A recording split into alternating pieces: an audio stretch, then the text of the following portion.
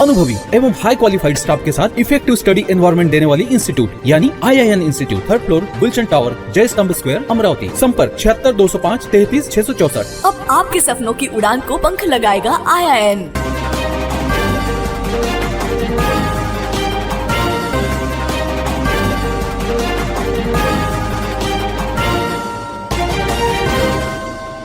नमस्कार, सिद्धेश्वर बातमीपत्रात प्रेक्षकांचं मनपूर्वक स्वागत। आज दिनांक 11 मे 2024 वार शनिवार। बातमीची सुरुवात करूया सुविचार मालेने। स्वतःच्या मनगटावर विश्वास असणाऱ्याला दुसऱ्याच्या सामर्थ्याची भीती कधीच वाटत नाही आणि अशा सामर्थ्याला हरवण्याचं धाडस नियती सुद्धा कधीच करत नाही। आजचा सुविचार आपण बघितला, आता बघूया बातमीपत्रातील ठळक बातम्या।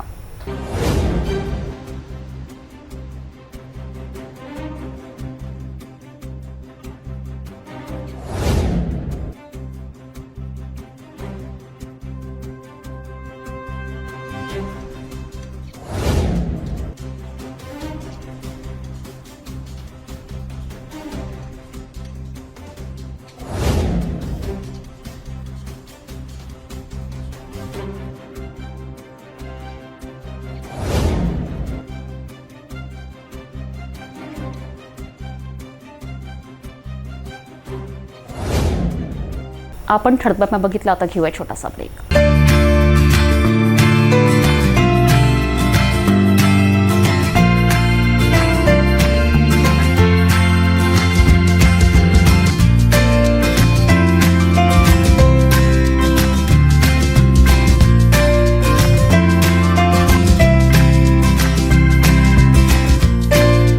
संपूर्ण लग्न बसता आराधना जवाहर रोड अमरावती। ब्रेकनंतर बघूया सविस्तर बातम्या। उन्हाळ्यात लग्न सराई असताना बाहेरगावी जाण्यापूर्वी नागरिकांनी सावध असणे गरजेचे असते। मात्र अनेक नागरिक घराला कुलूप लावून बिनधास्त गावी जात असल्याने अनेकांवर शेवटी पश्चातापाची वेळ येते। बंद घराला अज्ञात चोरटे लक्ष देऊन घरफोडी करून पसार होण्याच्या घटनेत अमरावती जिल्ह्यात आता वाढ होताना दिसून येत आहे। अशीच घटना शिरखेड पोलीस स्टेशन हद्दीत येणाऱ्या खोपडा पुनर्वसन या गावात घडली। बंद घरातून चोरट्यांनी 50,000चा ऐवज लंपास केलाय। अमरावती शहरासह ग्रामीण भागात एप्रिल ते मे महिन्यात मोठ्या प्रमाणात घरफोडीच्या घटना घडल्या आहेत। इकडे एक दाम्पत्य लग्नाला घर बंद करून गेले आणि तिकडे अज्ञात चोरट्यांनी कुलूप तोडून घरातील सोने आभूषण चोरी करून पसार झालेत।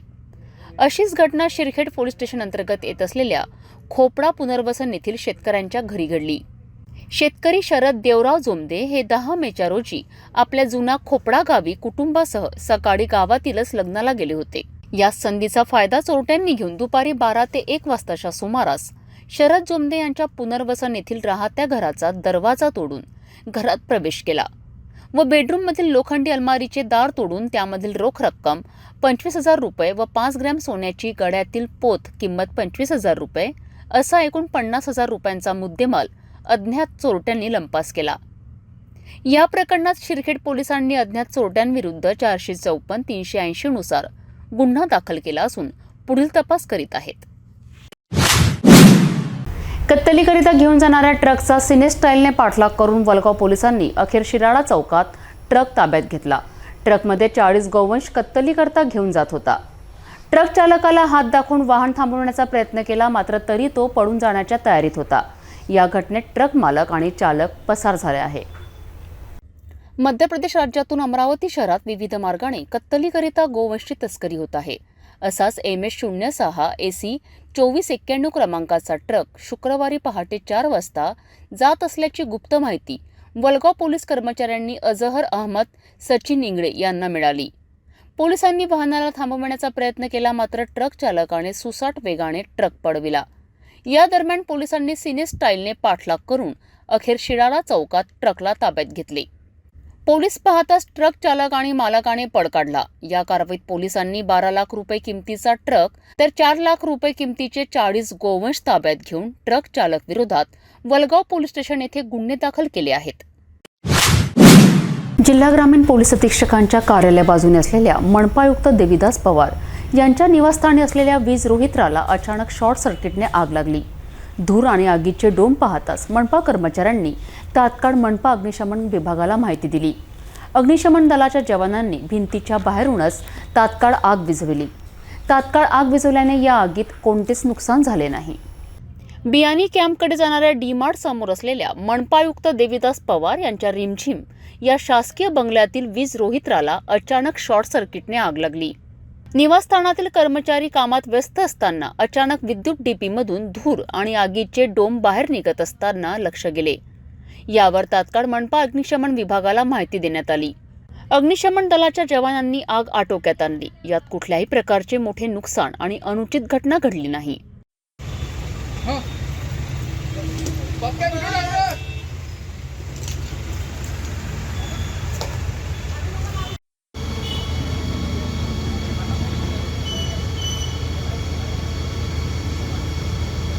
यासोबतच मनपायुक्त देविदास पवार यांच्या बंगल्याला सुद्धा लागलेल्या आगीने कोणतीच झड पोहोचली नाही हे विशेष. अमरावतीच्या विद्यमान खासदार तसेच भाजपा पक्षांच्या स्टार प्रचारक नवनीत राणा या जहिराबाद लोकसभा क्षेत्रात भाजपा लोकसभा उमेदवार बी पाटील यांचा प्रचार करीत असतानाच वेगळेच विधान केल्याने त्यांच्या विरोधात पोलीस स्टेशनला गुन्हा दाखल करण्यात आलाय. काँग्रेसला वोट देणे म्हणजे पाकिस्तानला वोट देणे आहे असे स्पष्ट केल्याने अमरावती शहरातील काँग्रेस पदाधिकारी आणि कार्यकर्त्यांच्या भावना दुखावल्यात.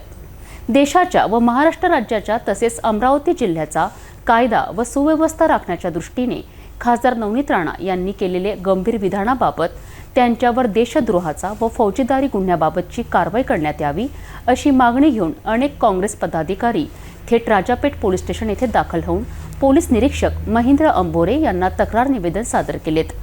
यावेळी काँग्रेस पदाधिकारी किशोर बोरकर, मुन्ना राठोड, समीर जवंजाळ, वैभव देशमुख यांनी प्रतिक्रिया स्पष्ट केली.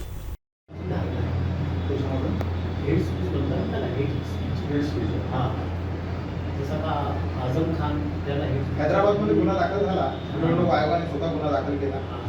पार्श्वभूमी म्हणून आम्ही इथे स्थानिक नागरिक इच्छे आहे, काँग्रेसची पदाधिकारी आहे आणि नवनीत ताई पण याच आपल्या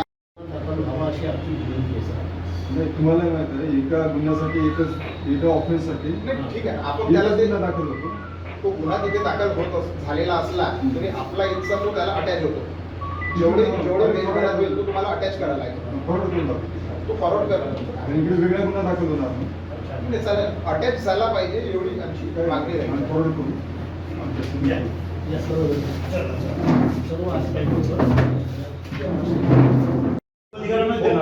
नंबर देतो.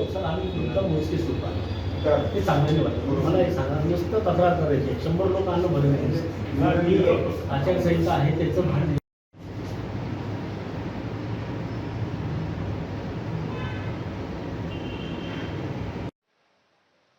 तेलंगणा राज्यामध्ये नवनीत राणा ज्या भाजपा पक्षाच्या अमरावती लोकसभा उमेदवार असताना स्टार प्रचारकमधून तेलंगणा राज्यामध्ये सुद्धा भाजपा उमेदवारांच्या प्रचारार्थ दाखल झाल्या होत्या. त्या दरम्यान त्यांनी सुद्धा काँग्रेसबद्दल या ठिकाणी विधान केलं आणि त्याच विधानाच्या विरोधात अमरावती शहरातील अनेक काँग्रेसचे पदाधिकारी थेट आता राजापेठ पोलीस स्टेशनला दाखल झाले आहेत.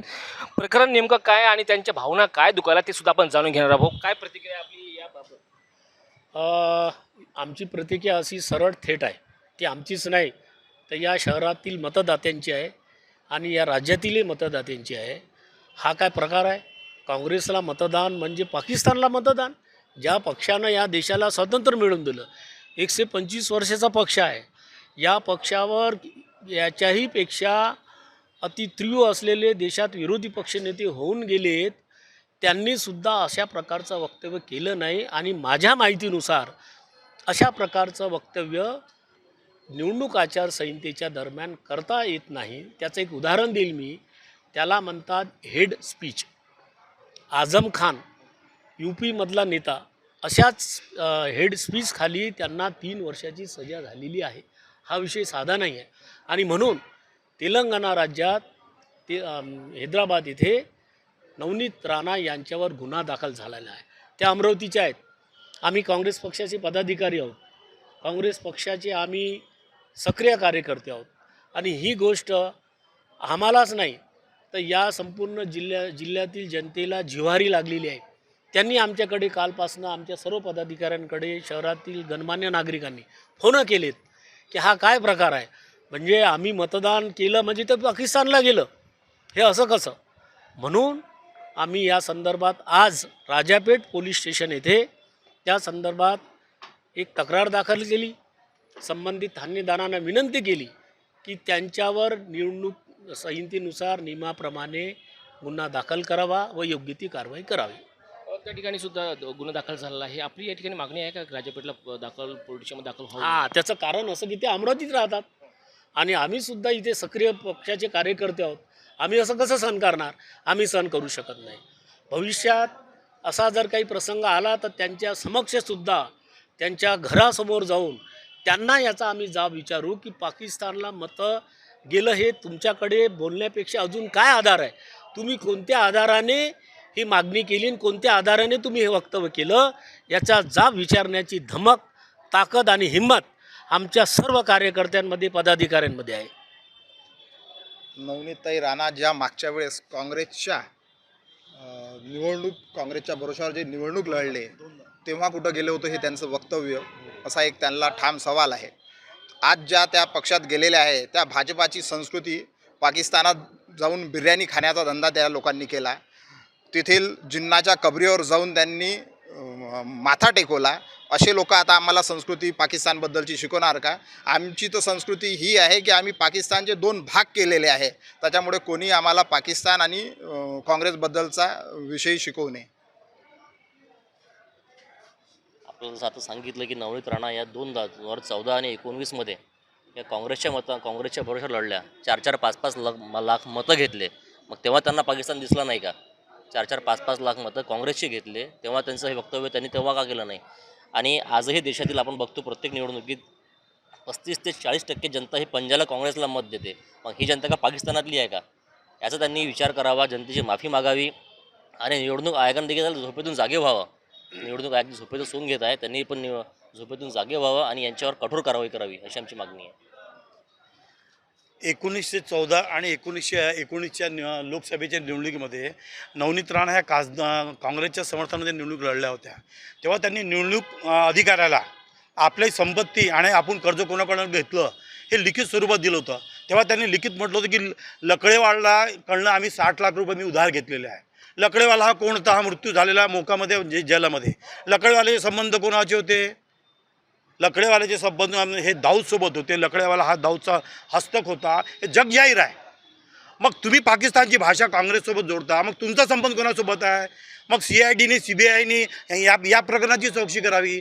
मोदी सरकारने या प्रकरणाची चौकशी करावी की यांचे संबंध, यांचा तो पैसा किंवा यांचे कुठकुठं संबंध गुंतलेले आहे त्याची पण चौकशी झाली पाहिजे. आता हे प्रकरण निघालंच, मग हे प्रकरण निघालं पाहिजे अशी आमची विनंती आहे. नक्कीच या ठिकाणी नवनीत राणा ज्या अमरावतीच्या विद्यमान खासदार आहे आणि भाजपाच्या स्टार प्रचारक आहेत, त्यांनी तेलंगणा राज्यामध्ये सुद्धा भाजपा उमेदवारांच्या प्रचारार्थ विधान केल्याने अमरावती शहरातील अनेक काँग्रेस नेत्यांच्या पदाधिकाऱ्यांच्या भावना दुखावल्या आणि याच भावनेच्या संबंधी आता राजापेठ पोलीस स्टेशनमध्ये दाखल होऊन नवनीत राणा यांच्यावर कारवाईची सुद्धा मागणी करण्यात आलेली आहे. कॅमेरामॅन रोहित खळेसोबत मी अजय शृंगारे, पाहत राहा सिटी न्यूज अमरावती. शहरातील अतुल जैन यांना नुकतीच आचार्य पदवी मिळाली, तर बँक CEO शिवाजीराव देठे यांना सुद्धा नुकताच उत्कृष्ट बँक पुरस्कार मिळाल्याने दोघांचेही अभिनंदन पेंढारी मित्र परिवाराच्या वतीने सन्मान करण्यात आला. दोघांनाही शाल, श्रीफळ आणि मोत्याची माळ देऊन सन्मानित करण्यात आले. आरोग्य विज्ञान विद्यापीठ नाशिक येथून नुकतीच PhD प्राप्त केलेले डॉक्टर अतुल शीतलनाथ जैन तथा अभिनंदन बँकेचे मुख्य कार्यकारी अधिकारी शिवाजीराव देठे यांना राष्ट्रीय स्तरावरील उत्कृष्ट बँक CEO म्हणून पुरस्कार मिळाला. अभिनंदन पेंढारी मित्र परिवार वतीने दोघांचा सत्कार करण्यात आला. अभिनंदन पेंढारी यांच्या निवासस्थानी छोटे खाणी कार्यक्रमाचे आयोजन करून अतुल जैन सह शिवाजीराव देठे यांना शाल, श्रीफळ, मोत्यांची माळ आणि पुष्पगुच्छ देऊन सन्मानित करण्यात आले. समाजसेवक पुरुषोत्तम मुंदडा, कॅप्टन दिलीप ठाकरे, दीपक हुंडीकर प्रमुख अतिथी उपस्थित होते. अभिनंदन पेंढारी, दीपक हुंडीकर, विनोद गुडदे, दिलीप ठाकरे, अंजली पाठक, निलिमा जैन यांनीही आपल्या भाषणातून सत्कार मूर्तीचे अभिनंदन केलेत. PhD अशीच नाही, 2-3 ह्याच्यामध्ये स्टेपमध्ये त्यांना पडताळून पाहणं, वेगवेगळ्या त्यांच्यावरती हे करणं. एक महिना झाला त्यांना एका गटाला एक देणे, दुसऱ्या गटाला एक देणं आणि त्यांचे टेस्ट करून ते पाहणे, परत त्यांचा एक्सरे काढणे, त्यांचा रिझल्ट तयार करणे, ह्या सगळ्या गोष्टी करत असताना काही जणांनी साथ दिली, काही जणांनी नाही दिली, अशा ह्याच्यामध्ये झालं. आणि पहिल्या असं करत त्यांना आता जेव्हा त्यांचा फायनल वय होतं तेव्हा अशा घरगुती अडचणी सुद्धा बऱ्याच झाल्या ताई म्हटल्याप्रमाणे. अतुल जैन यांनी आपल्या भाषणातून आपल्या कार्याविषयी माहिती स्पष्ट केली. प्रत्येकाकडे असतो असं नाही दिसत. आज आपण जगामध्ये वावरताना सगळीकडे बघतो, पण एखाद्याचं कौतुक करावं लगेचच कोणाला वाटत नाही. ओके, तर सर्वप्रथम काकांना मी धन्यवाद देतो की ते माझं कौतुक करतायत म्हणून नाही, पण मी आता जे तुमच्याकडून सगळ्यांकडून ऐकतोय त्यांच्याबद्दल, तर ते खूप प्रशंसनीय आहे. असं ताई म्हणाल्या की हे खरंच संघर्षच होता. 17 मध्ये ॲडमिशन घेतलं आणि ते 24 मध्ये डिग्री मिळाली. वयाच्या 42व्या वर्षी ॲडमिशन घेतलं आणि 47व्या वर्षी डिग्री मिळाली मला. तर हा विषय जो होता तो सर जसं म्हणाले की पाठीचा कणा आणि ताठ राहणं किंवा समाजामध्ये याची गरज आहे, तर हे त्यांच्या दृष्टिकोनातून त्यांचं म्हणणं झालं. पण मी एक डॉक्टर किंवा आयुर्वेद वैद्य म्हणून मी आपणाला सांगू इच्छितो की आज आपण जास्तीत जास्त गोळ्या आणि औषधं याच्याकडे नेहमी लक्ष असतं की हे काय घेतलं म्हणजे माझं दुखणं कमी होईल. तर आयुर्वेदशास्त्र हे असं आहे की स्वस्थस्य स्वास्थ्यरक्षणम आतुरस्य विकार प्रशमनम, जे prevention is better than cure. सरळ सरळ म्हणायचं म्हटलं तर तुम्ही अगोदरच काळजी घ्या, तुम्ही आजारी पडणार नाही. आणि त्या दृष्टिकोनातून आपल्याला काय करता येईल, तर आयुर्वेदाने ह्याची पुरेपूर काळजी घेतलेली आहे. शिवाजीराव देठे यांनी हा सन्मान माझा नसून मला सहकार्य करणारे संचालक मंडळ, कर्मचारी वृंद, ग्राहक यांचा सर्वांचा आहे, अशी प्रतिक्रिया व्यक्त करून सर्वांचे आभार मानलेत. या कार्यक्रमात जीवन गौरे, प्रभू पवार, अंजली पाठक, आशा अघम, कुंदा अणासाने, अमृता पेंढारी, निलिमा जैन, वैशाली गोरे उपस्थित होते. भेटू एका छोट्याशा विश्रांतीनंतर. किचन गृहिणी से जुड़ा एक अटूट हिस्सा, जहां उसे मिले हर एक चीज अपनी सही जगह पर.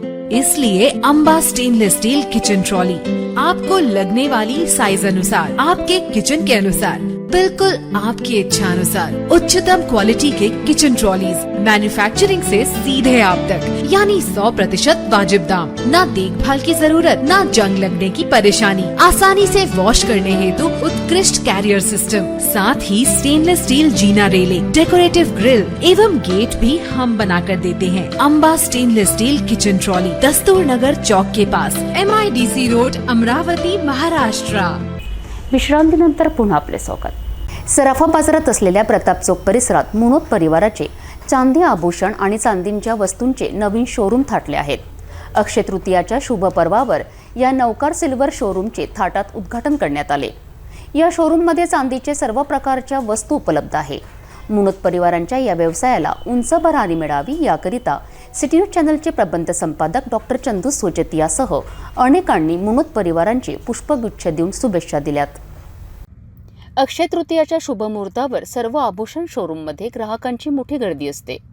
या दिवशी सोने चांदी आभूषण खरेदी करणे शुभ मानले जाते. अमरावती शहरातील सराफा बाजारात सुद्धा याच दिवसाचे औचित्य साधून शहरातील प्रतिष्ठित नागरिक निर्मल मुनोत परिवारांनी नवकार सिल्वर शोरूम या नावाचे प्रतिष्ठानाची सुरुवात केली. येथे चांदी आभूषण आणि चांदीच्या वस्तूंनी अनेक आभूषण विक्री करण्यास नवीन दुकानाची सुरुवात करण्यात आली. याच नवकार सिल्वर शोरूमचे 8 मेला अक्षय तृतीयाच्या शुभ पर्वावर थाटात उद्घाटन करण्यात आले. यावेळी मुनोत परिवारांच्या व्यवसायाला उंच भरारी मिळावी याकरिता सिटी न्यूज चॅनलचे प्रबंध संपादक डॉक्टर चंदू सोजतिया, अमृत मुथा, नरेश कंठारिया, इंदर सुराणा, सुरेश मुनोत, माणक ओसवाल, मगन बाठिया, रमेश सापद्रासह अनेकांनी मुनोत परिवारांची पुष्पगुच्छ देऊन शुभेच्छा दिल्या. मैं संजय मुनोत, बड़े हर्ष की बात है आज अक्षय तृतीया अखातीज के मुहूर्त पर हमारे छोटे अनुज महेंद्र मुनोत, धर्मेंद्र मुनोत और निर्मल मुनोत, इनका नया प्रतिष्ठान सराफा के अंदर नवकार ज्वेलर्स के माध्यम से आज उसका शुभारंभ हुआ है.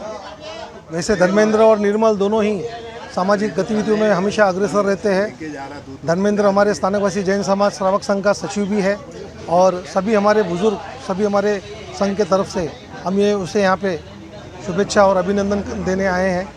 इस अवसर पर फिर से एक बार मैं उसे पुनश्च अभिनंदन देता हूँ और अपने शब्दों को विराम देता हूँ. आप सभी को अखातीज अक्षय तृतीया की शुभकामनाएं. धन्यवाद. मैं अनिल सुराना, आज नवकार सिल्वर का जो उद्घाटन हुआ है ये हमारे सभी के लिए खुशी की बात है. ये दोनों दिनेश मुनोत और उनके भाई ने दोनों ने मिलकर जो दूसरा अभिक्रम चालू किया है, इसकी मिसाल नहीं है।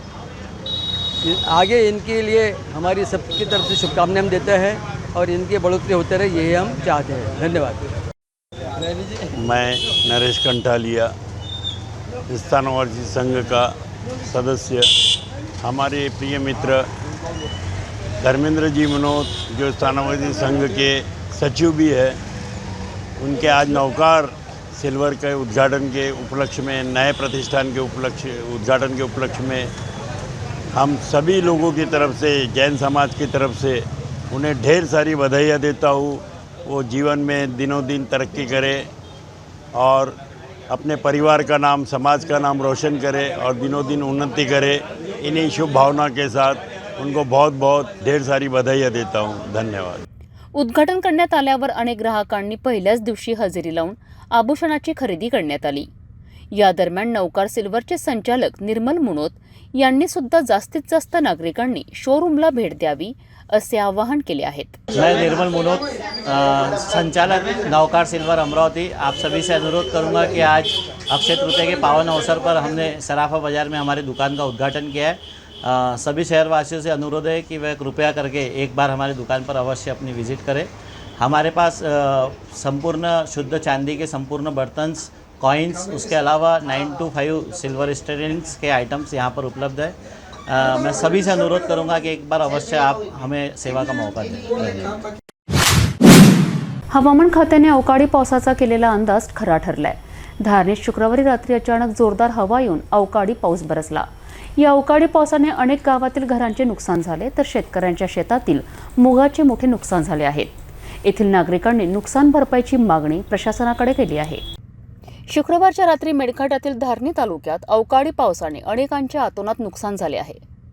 धारणी तालुक्यातील कुसुमकोट बुजुर्ग, नरवाटी, रोणीखेडा, शिरपूर, टेंबली, खारी, देहंडा, टिंगऱ्यासह शेकडो गावातील नागरिकांचे घरांचे नुकसान झाले आहे। एवढेच नव्हे तर शेतातील मूग पिकाच्या अतोनात नुकसान झाल्याने आदिवासी शेतकरी आता पुन्हा हवालदिल झाला आहे। संपूर्ण शेतात सध्या मूग तयार करण्याची प्रक्रिया सुरू होती, मात्र अवकाळी पावसाने हजेरी लावली व घरासह शेतीच्या पिकांचे मोठे नुकसान झाले आहे। आता तहसील प्रशासनाने संपूर्ण सर्वे सुरू करून शेतकऱ्यांना मोबदला दिला पाहिजे अशी मागणी केली जात आहे। मेळघाटातील धारणी तालुक्यातील अनेक दुर्गम गावात आता उन्हाळ्याच्या दिवसात पिण्याच्या पाण्याचा प्रश्न निर्माण झाला आहे। दियातलाई या गावात पिण्याच्या पाण्यासाठी नागरिकांची बनवण होताना दिसून येत आहे। यावर प्रशासन दुर्लक्ष करीत असून अद्यापपर्यंत कोणताच पाठपुरवठा करण्यात आलेला नाही। यासोबतच तलई ग्रामपंचायतीत घाणीचे साम्राज्याने येथील नागरिक सुद्धा त्रस्त झाले आहेत।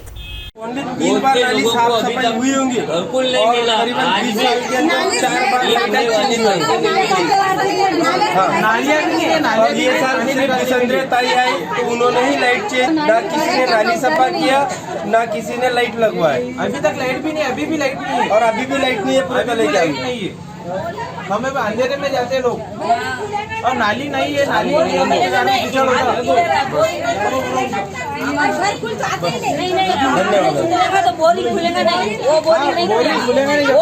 नहीं खुलेगा जब तक हमारी पाइपलाइन नहीं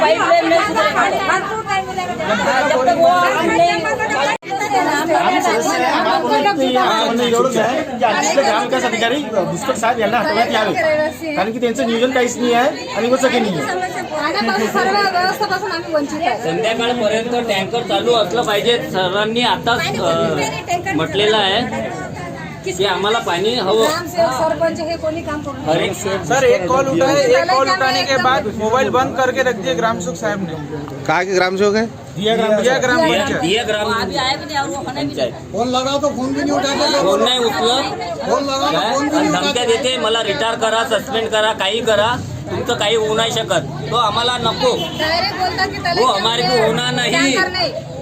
तलई में और दिया नहीं चलेगा पानी। हम के जानवर के हम के ढोर है, जब तुम्हारा काम करता जब आ जाते।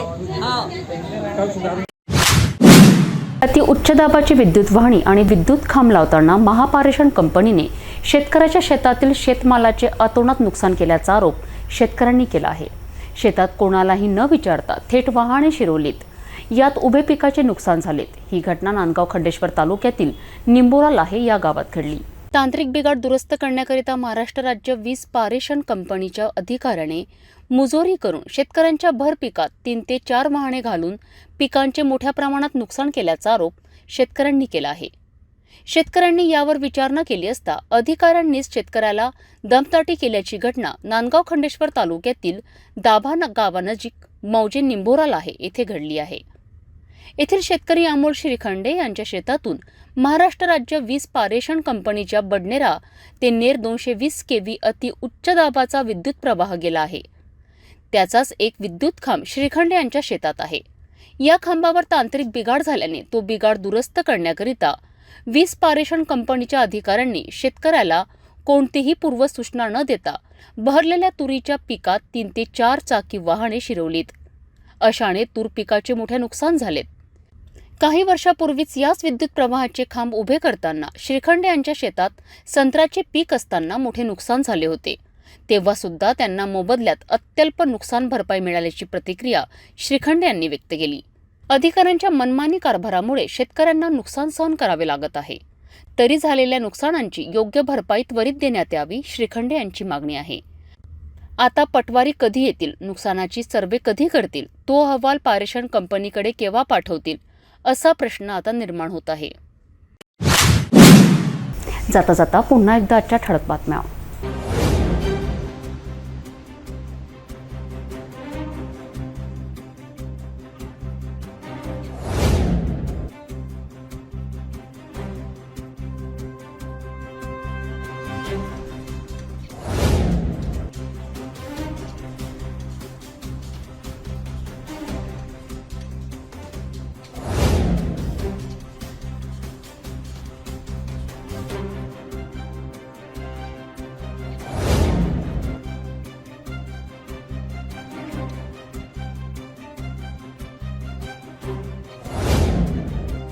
आपण आता सिटी न्यूज चॅनल आपल्या टीव्हीवरही बघू शकता.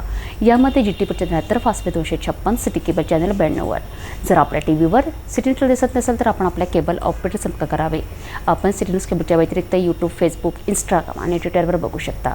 याकरिता सोशल मीडिया अकाउंट सबस्क्राईब करा, फॉलो करा, लाईक करा. यूट्यूब अकाउंट सबस्क्राईब करण्याकरिता सबस्क्राईब बटनाला क्लिक करा आणि बेल आयकॉन दाबायला विसरू नका, कारण सर्वाधिक समाचार आपल्यापर्यंत पोहोचणार आहेत. तसेच सिटीचे फेसबुक पेज लाईक करा, इंस्टाग्राम आणि ट्विटर हँडल फॉलो करा. आपण व्हॉट्सॲपवर सुद्धा सूचना देऊन न्यूज प्राप्त करू शकता. व्हॉट्सॲप नंबर खाली स्क्रीनवर येत आहे. हे बातमीपत्र एवढ्यावरच थांबूया. पुन्हा भेटू नवीन घडामोडीसोबत. आपण बघत राहा फक्त सिटी न्यूज.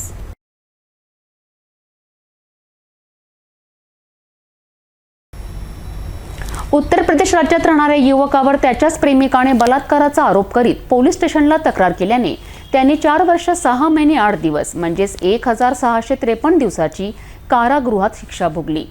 या दरम्यान मात्र एका वकिलांनी युवकाची केस न्यायालयात लढली आणि याच केसच्या प्रकरणात सत्यता समोर आल्याने आता उत्तर प्रदेश राज्यातील बरेली न्यायालयाने युवकाच्या बाजूने निर्णय देत त्याने जेवढी शिक्षा भोगली तेवढीच शिक्षा युवतीला दिल्याने देशभरात या खोट्या बलात्कार खटल्याची चांगलीच चर्चा राहिली.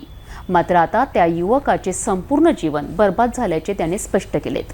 अनेक दिवस बलात्कार केल्याची तक्रार एका युवतीने आपल्याच प्रियकराविरुद्ध केल्याने त्या युवकाने आपल्या जीवनातील तब्बल 4 वर्ष 6 महिने 8 दिवस म्हणजेच 1653 दिवसाची कारागृह शिक्षा भोगली. या खटल्यात त्याचे संपूर्ण आयुष्यच बर्बाद झाले होते. मात्र या दरम्यान त्याच युवकाची ॲडव्होकेट नवीन गोस्वामी या वकिलांनी मोफत केस लढली. न्यायालयात अनेक बाजू सादर केल्यात आणि शेवटी याच खटल्याची सत्यता समोर आल्याने न्यायालयाने त्या युवकाच्या बाजूने निर्णय देत ही बलात्काराची तक्रार खोटी असल्याचा निर्णय दिला. आणि अखेर न्यायालयाने उलट तक्रारकर्त्या त्या प्रेमिकालाच दोषी ठरवीत युवकाने जेवढी कारागृहात शिक्षा भोगली तेवढीच शिक्षा त्या युवतीविरुद्ध ठोठावली. यासोबतच 5,88,000 दंड देण्यात आला. या निर्णयाने संपूर्ण देशभरात एकच चर्चा राहिली. ही घटना उत्तर प्रदेश राज्यात घडली आणि या खटल्यात उत्तर प्रदेशातील बरेली न्यायालयाने महत्त्वपूर्ण सुनावणी दिल्याने त्या युवकाच्या बाजूने न्याय दिला. रेप का एक मुकदमा अजय कुमार और राघव के खिलाफ लिखाया था, जिसमें वो जेल गया. जेल जाने के बाद जब उसके कोर्ट में बयान हुए 164 के बयान उसने मुलजिम के खिलाफ दिए. जब कोर्ट में जब बयान हुए तो उसने अपनी मुख्य परीक्षा में भी बयान कोर्ट में 164 के समर्थन में दिए, लेकिन जब 4 महीने बाद जब पीड़िता की प्रति परीक्षा हुई, क्रॉस एग्जामिनेशन हुआ, तब उसने अपने बयानों से मुकर गई। तब कोर्ट ने कड़ा फैसला लेते हुए उसके लिए उसके खिलाफ एक मुकदमा दर्ज किया। अजय चांगला युवक आहे, आई भिक्षा मागून उदरनिर्वाह करते, त्याची केस पूर्ण मोफत लढली, अशी प्रतिक्रिया अजय नामक युवकाचे वकील ॲडव्होकेट नवीन गोस्वामी यांनी स्पष्ट केली। आता 30 खोटी तक्रार देणारी युवती कारागृहात शिक्षा भोगत आहे। अजय नामक युवक हा बरेली येथील नेकपूर या शहरातील चंद्रपाल मौर्य यांच्या घरी भाड्याने राहत होता। ही घटना जुनी झाल्याने येथील नागरिक अजयला विसरून गेले होते। मात्र याच निकालाची बातमी प्रसारित झाल्याने येथील नागरिकांना पुन्हा अजयची आठवण ताजी झाली। मला फसविले, माझे जीवनच आता बर्बाद झाले, अशी खंत त्या अजय नामक युवकाने शेवटी स्पष्ट केली आणि आता त्या खोट्या बलात्काराच्या खटल्यात बरेली न्यायालयाने महत्त्वपूर्ण निकाल दिल्याने याच खटल्याची संपूर्ण देशभरात चांगलीच चर्चा ठरली।